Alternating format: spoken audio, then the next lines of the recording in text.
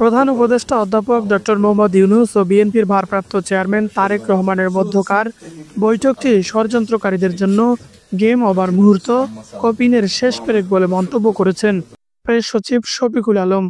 শুক্রবার রাতে নিজের ভেরিফাইড ফেসবুক পেজে একটি পোস্ট দিয়ে এই মন্তব্য করেন তিনি।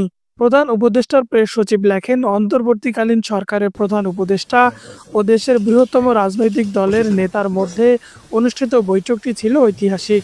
এটি ষড়যন্ত্রকারীদের জন্য গেম ওভার মুহূর্ত, কফিনের শেষ পেরেক। প্রধান উপদেষ্টার যুক্তরাজ্য সফরে অর্জন প্রসঙ্গে প্রেস সচিব বলেন, অধ্যাপক ইউনূস ব্রিটিশ রাজা চার্লসের কাছ থেকে মর্যাদাপূর্ণ পুরস্কার গ্রহণ এবং ব্রিটিশ রাজার সঙ্গে একান্তে ৩০ মিনিটের বৈঠক করেছেন। তিনি দাবি করেন এটি জুলাই বিপ্লব ও গত বছরের জুলাই থেকে বাংলাদেশে সংঘটিত যুগান্তকারী পরিবর্তনের একটি স্বীকৃতি। শফিকুল আলম বলেন, যুক্তরাজ্যের ন্যাশনাল ক্রাইম এজেন্সি এনসিএ প্রধান শেখ হাসিনার শীর্ষ একজন সহকারীর ১৭০ মিলিয়ন মার্কিন ডলার মূল্যের ৩২০টি সম্পত্তি জব্দ করেছেন। তিনি উল্লেখ করেন, এনসিএ কর্মকর্তারা বলছেন এটি সংস্থাটির সম্পত্তি জব্দের একক বৃহত্তম ঘটনা। এটি সকল দুর্নীতিবাজ কর্মকর্তা, ব্যবসায়ী এবং রাজনীতিবিদদের জন্য একটি বার্তা। এটি অধ্যাপক ইউনূসের নেতৃত্বাধীন অন্তর্বর্তীকালীন সরকারের সম্পদ পুনরুদ্ধারের উদ্যোগের একটি গুরুত্বপূর্ণ দিক।